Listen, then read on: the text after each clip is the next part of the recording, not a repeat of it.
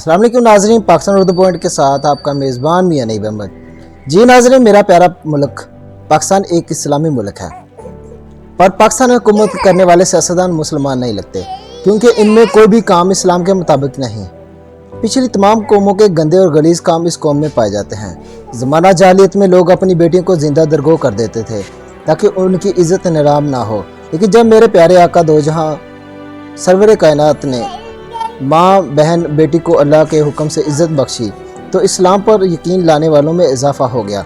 लेकिन अब वही माएँ बहनें और बेटियाँ जिन्हें इस्लाम ने ज़िंदगी के तौर तरीके बताए, वो इस तरह के गलत काम करके अपने वालिदैन और भाइयों की इज़्ज़त नीलाम कर रही हैं। इनको शर्म आनी चाहिए। अरे भाई, ये इस्लामी मुल्क है।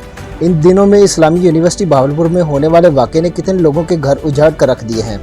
अब जबकि जिन लड़कियों की वीडियो सोशल मीडिया पर जारी कर दी गई है, उनके घर बर्बाद हो चुके हैं। क्या उनके वालिदैन को इस बात और इस हरकत पर शर्मिंदगी का सामना नहीं करना पड़ा?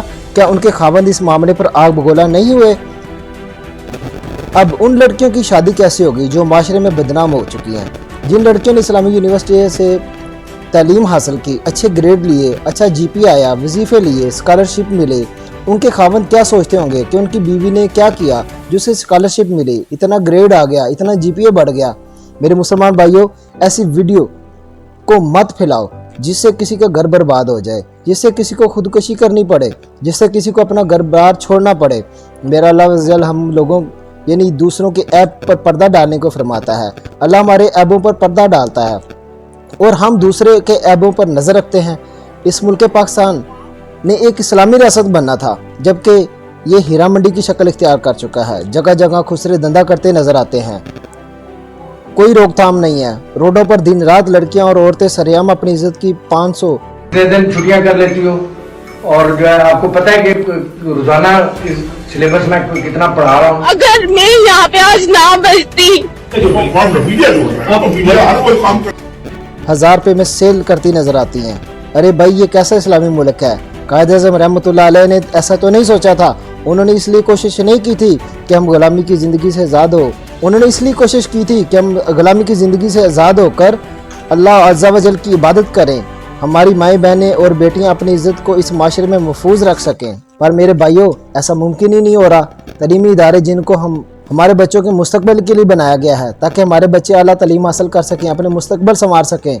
भावलपुर यूनिवर्सिटी के टीचर और स्टाफ और तालबात के इस वाक़े ने पाकिस्तान को दुनिया भर की नज़रों में इतना गिरा दिया कि हम किसी को मुंह दिखाने के काबिल ही नहीं रहे। भाई, हम मुसलमान हैं। इस्लामी यूनिवर्सिटी भावलपुर के स्कैंडल का सरबराह तारक बशीर चीमा निकला। उसका बेटा यूनिवर्सिटी की लड़कियों की इज्जतों के साथ गंदा खिलवाड़ करता रहा। तारक बशीर चीमा अपनी ताकत का गलत इस्तेमाल करते हुए अपने बेटे को बचा रहा है।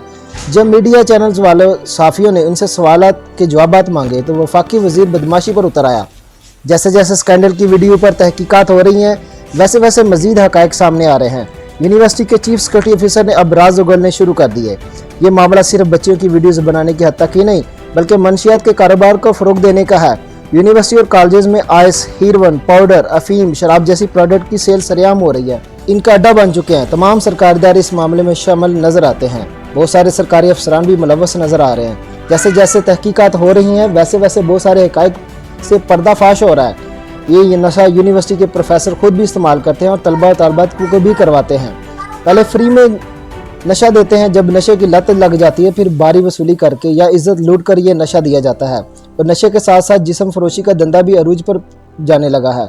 जो लड़कियां इनके जाल में फंस जाती हैं, उन्हें वीडियोस के साथ ब्लैकमेल किया जाता है। अगर ना माने तो वीडियो वायरल की धमकियां लगाकर जिनसी ख्वाहिश पूरी करते हैं।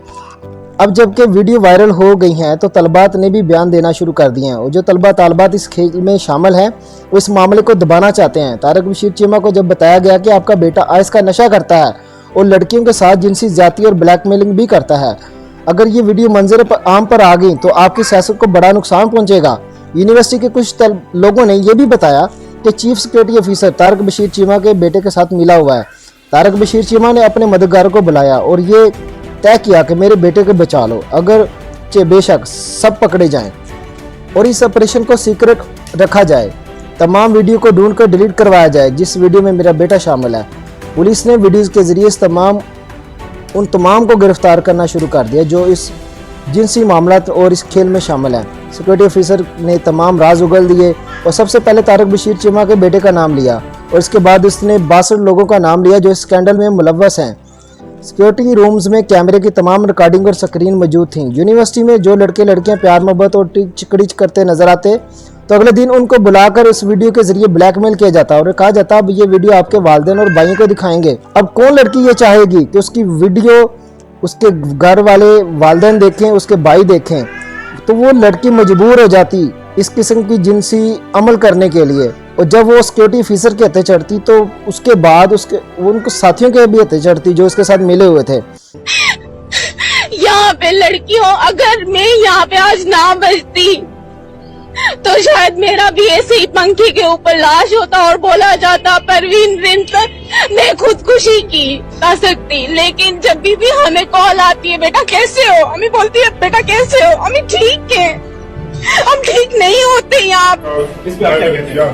देखो प्लीज फॉर गॉड सेक कौन जो मीडिया जो मीडिया जो है आप मीडिया हर कोई काम करता है जो नहीं करना चाहिए। आप अपना वर्जन दें। नहीं, मैं नहीं वर्जन देता हूँ फजूल चीजों को। आपका इल्जाम है कि आपने पुलिस यार जो भी मेरे पे इल्जाम है गेट इट इंक्वायरी, जाके इंक्वायरी करो। था अगर उनकी बात नहीं मानी जाती उनको सप्लियां लगाई जाती हैं, अगर उनकी बात नहीं मानी जाती उनको मारा जाता है, हरासमेंट और ज्यादा टॉर्चर किए जाते हैं, जो हमें ऐसे टॉर्चर कर करके फिर मार दिया जाता है और बोलते हैं फलानी स्टूडेंट ने आज खुदकुशी की। ये खुदकुशी नहीं होती, ये मारते हैं मिलके।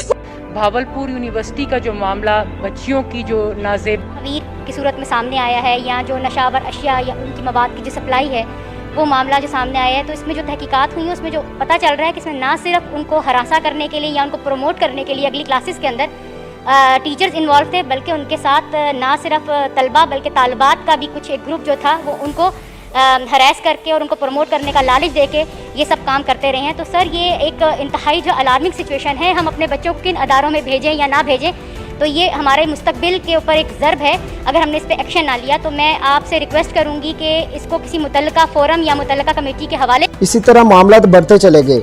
अल्लाह हमारे मुल्क की बेटियों और बहनों की इज्जतें महफूज रखे और इन हुक्मरानों को हिदायत नसीब करे। इसी के साथ इजाज़त दीजिए अपने मेज़बान को। अल्लाह हाफिज़।